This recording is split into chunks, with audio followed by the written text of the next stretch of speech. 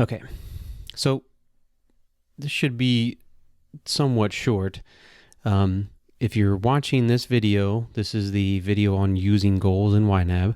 I would say that this is probably the most useful function in YNAB, especially once you get the previous things rolling. So you have your account set up, you are doing your importing and categorizing and improving on a regular basis.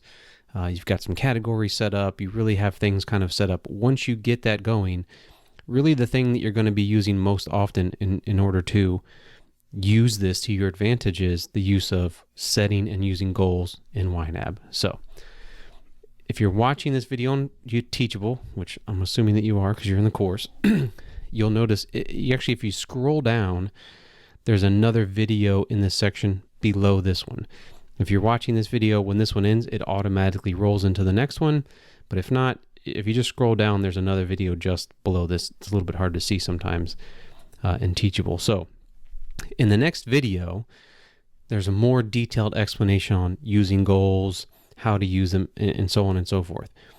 The difference is YNAB makes updates from time to time. One of the updates they have made are the goals. The idea is the same. They actually took off one type of goal that you can set. They made it actually a little bit more intuitive and easier to understand the type of goal that you're setting. So in the next video, it will look a little bit different. I wouldn't, if you can, don't let that throw you off. The idea is the same. I'll show you what it looks like now. If you click on utilities, I think that's the one in the next video that gets used.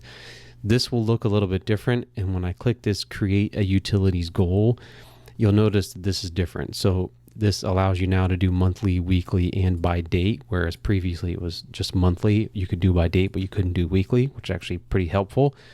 I find this to be helpful if you're doing some like weekly grocery budgeting, which is helpful. And also, like I said, there used to be 4 different types categorized into 2 different categories. They took off one of the goal types and they just lumped them together as the 3. I actually think this is a little bit easier to understand. Again, you can always click this learn more about goal types to get more in-depth information.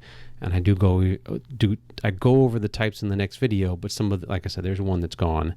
That's not on here. I think even in the next video, I mentioned it's something I don't really use.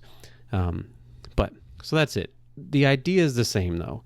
It's using these to set goals and the type of goal, whether it's by date or you're rolling it over to the next month. So those kinds of things, but it's not a lot different. I just didn't want that to throw you in the next video. If you're actually comparing that to what you're seeing now, it will be a little bit different. So that's it. See you in the next video.